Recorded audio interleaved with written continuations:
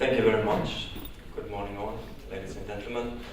I want to start to just remind the deep importance of the refugee question. This is when all your rights have been tried in your home country. The last hope is to be protected by another state.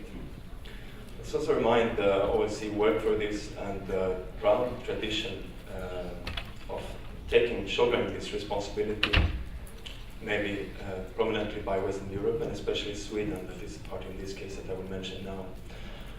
Due to new political directives, Europe today faces a unique and decisive situation with a political refugee in Sweden who is asked to be handed over to imprisonment in another European country.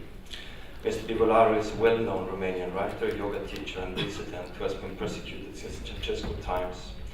And the political nature of these persecutions have been affirmed in a court in 2011, including false accusations and fabricated evidence. Well, Europe and the European Union are full of refugees from previous totalitarian states, maybe could be mentioned Spain and Greece, but they are today not in need of protection as the persecutions have stopped with the transition to democracy. And all European member states are considered safe countries, and the judicious system cannot be questioned from one state to another. But what when this is not true and a member state continues the persecutions? Who is ultimately there to protect the right to asylum, to be protected for the members of the European Union? In June, or since 2005, Romania has already asked Sweden 3 times to extradite Mr. Bivolaru, and 3 times Swedish authorities have rejected the request, judging that his fundamental rights would not be secured in the Romanian justice system.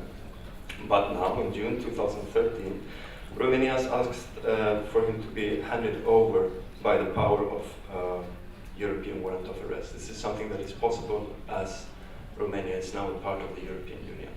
The Swedish international prosecutor in Malmö responds that his working descriptions does not really give room to question the warrant. So today, Swedish police is actually searching for the same man, to apprehend the same man, as Sweden at the same time still protect in accordance with the Geneva Convention.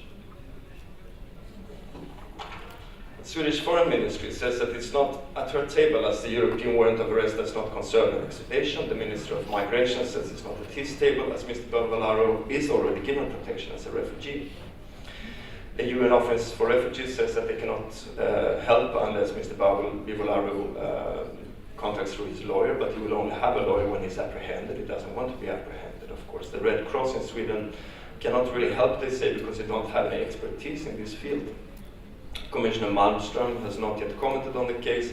State Watch follow it closely together with many other human rights organizations, but who is ultimately there to protect the refugees' right? It seems somehow that we're building a judiciary collaboration in Europe where the protection of the individual fundamental refugee rights are sacrificed to protect a political directive. And here I want to remind the opening speech that affirming that the refugee rights are there independent of the political changes is how it should be. So, Mr. Bivolaru faces the same Romanian persecution today as when the asylum was given in 2007. The only thing that has changed since 2007 is the formal relation between Sweden and Romania, a change that does not have any relevance at all to the case and cannot change the position of the asylum. And we will host a side event on this in lunchtime in meeting room 3. You're all very much invited, and especially the delegations. I want to mention very briefly also, there were 2 comments yesterday from Romania and Italy regarding the information that we brought from Italy. Was a question regarding the existence of the anti-sect squad in Italy.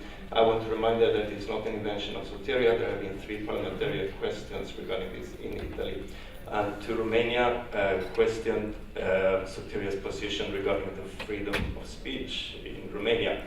We were just mentioning the free flow of information illegally, unconstitutional, between prosecutor, police, and media, and we are for sure not the only ones who have mentioned this. Thank you very much. Thank you very much for your statement.